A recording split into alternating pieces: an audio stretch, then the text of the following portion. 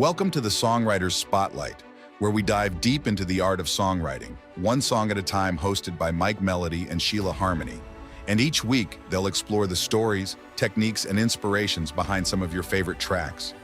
Whether you're a seasoned songwriter or just a music lover, this podcast is for you.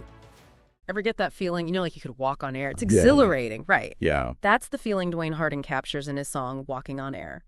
But listening to the lyrics, I realized there's a lot more going on beneath the surface. Right. So today, we're doing a deep dive into Walking on Air, exploring what it tells us about attraction, relationships, maybe even some of the societal expectations of the time. What do you think? Sounds fascinating. This song, it was huge back in '97, the late '90s. Really interesting time, right? Absolutely. Culturally, we were on the brink of a new millennium, and there was this real resurgence of romantic ideals, this yearning for grand gestures. Oh, definitely. And I think you can hear that yearning reflected in a lot of the pop music from that era. This song, with its emphasis on this overwhelming emotion, finding the one. Yeah, it's like he's completely floored by this woman. Right from the start, he's comparing the feeling to, walking on air. But his description of her, it focuses a lot on her physical appearance. She's a killer, she's hot, she makes good boys turn naughty. What do you make of that?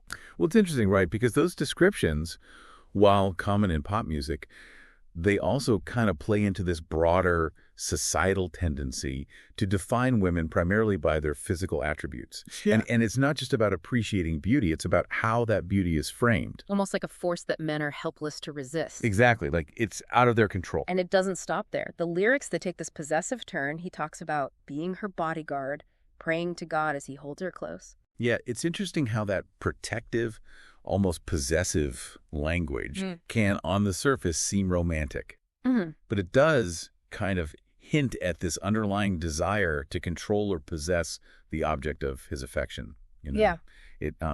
It echoes, in a way, some of those traditional gender roles. Where men are the protectors. Exactly. And women are delicate flowers that need safeguarding. Right. And that protective instinct, it seems really intertwined with this idea that she's the one, right? Mm-hmm. He even sings, there's no other woman that can't compare. Oh, absolutely. Yeah. And that idea of finding the one, that soulmate, it's like this classic fairy tale ending. It is a really powerful fantasy. It is. But does it create unrealistic expectations for relationships in the real world? That's the question, isn't it? Because love isn't always about finding that perfect match. It's about building that connection, navigating differences, growing together.